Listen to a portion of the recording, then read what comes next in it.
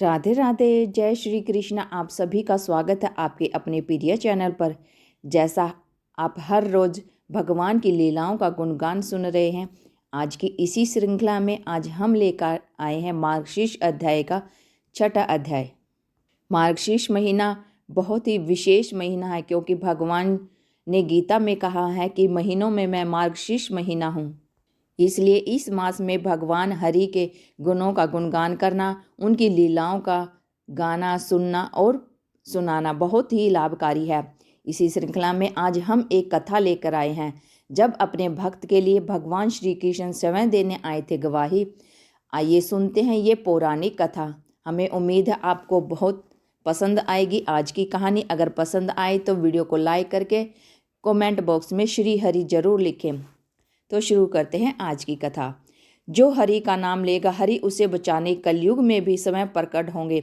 इसी कड़ी में हम लेकर आए हैं कलयुग की कुछ ऐसी घटना जिन्होंने धर्म में हिंदुओं की आस्था को और प्रबल किया है। आज हम आपको ऐसी कथा के बारे में बताने जा रहे हैं जिसका पुराणों में वर्णन मिलता है। इसमें भक्त और ईश्वर के अटूट प्रेम से संबंधित बहुत ही प्यारी कथा का उल्लेख मिलता है। साक्षी गोपाल नामक एक मंदिर से जुड़ी इस कथा को हम ध्यान से सुनाते हैं।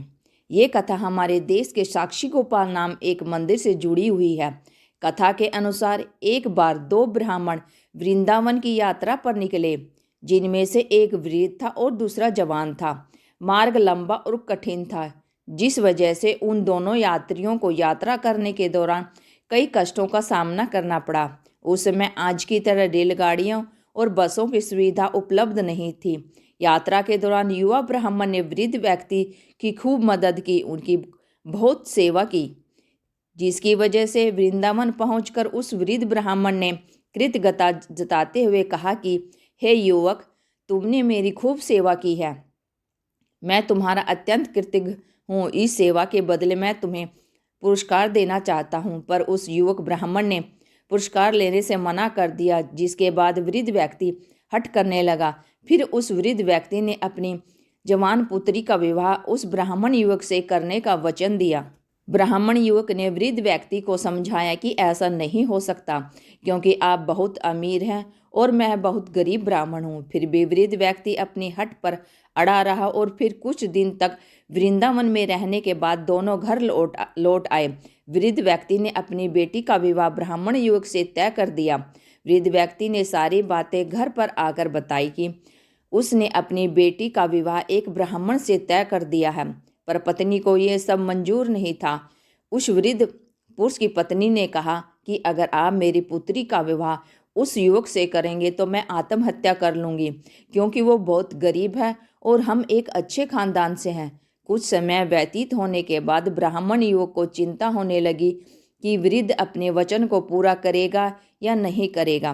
फिर ब्राह्मण युवक से रहा न गया और उसने वृद्ध ब्राह्मण के पास जाकर उसको अपना वचन याद कराया।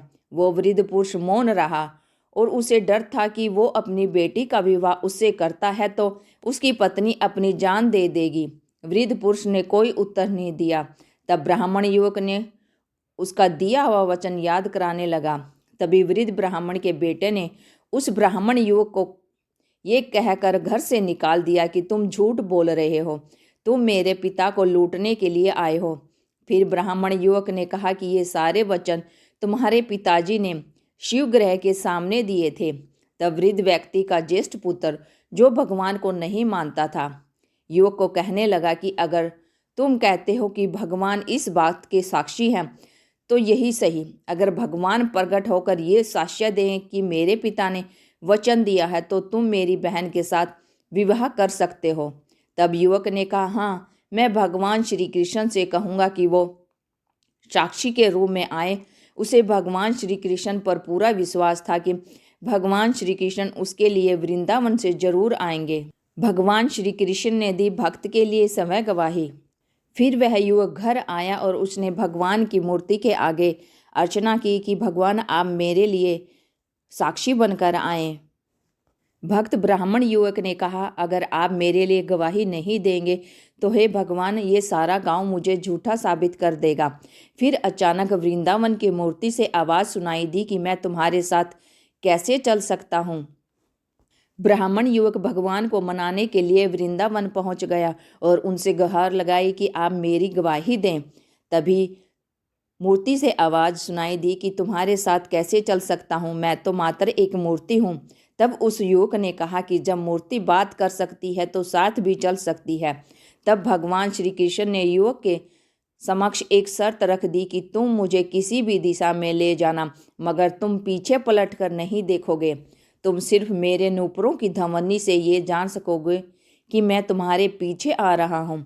युवक ने उनकी बात मान ली और वो वृंदावन से चल पड़े। जिस नगर में जाना था वहां पहुंचने के बाद युवक को नूपुरों की ध्वनि आनी बंद हो गई। युवक ने धैर्य न धर कर पीछे मुड़कर देख लिया। मूर्ति वहीं स्थित खड़ी हो गई। अब मूर्ति आगे नहीं चल सकती थी क्योंकि युवक ने पीछे मुड़कर देख लिया और अपना वादा तोड़ दिया। वो युवक दौड़कर नगर पहुंचा, सब लोगों को इकट्ठा करके बोलने लगा कि देखो, भगवान श्री कृष्ण साक्षी रूप में आए हैं। लोग स्तंभ थे कि इतनी बड़ी मूर्ति इतनी दूर से चलकर कैसे आई। फिर भगवान श्री कृष्ण की मूर्ति ने सबके सामने ब्राह्मण युवक की गवाही दी। भगवान ने पूरे गांव के सामने बताया कि वृद्ध ब्राह्मण ने युवक ब्राह्मण को अपनी बेटी के विवाह का वादा किया था। इसके बाद वृद्ध ब्राह्मण की पुत्री के साथ उसका विवाह संपन्न हुआ। विवाह के बाद उस युवक ब्राह्मण ने श्री विग्रह के सम्मान में उस स्थल पर एक मंदिर बनवा दिया और आज भी लोग इस मंदिर में साक्षात श्री गोपाल जी की पूजा करते हैं। तो हमारी आज की कथा आपको कैसी लगी, हमें ज़रूर बताएं। ऐसी ही अच्छी कथाएं सुनने के लिए हमारे चैनल से जुड़े रहें और हमारा हौसला बढ़ाने के लिए वीडियो को लाइक शेयर अवश्य करें। आज की वीडियो आपको कैसी लगी? अगर अच्छी लगी है तो वीडियो को लाइक करें, शेयर करें और चैनल को सब्सक्राइब करके बेल आइकन जरूर दबा लें ताकि आने वाली हर वीडियो की अपडेट आप तक पहुंचती रहे। Thank you for watching my video. जय हिंद, जय भारत, जय श्री कृष्णा।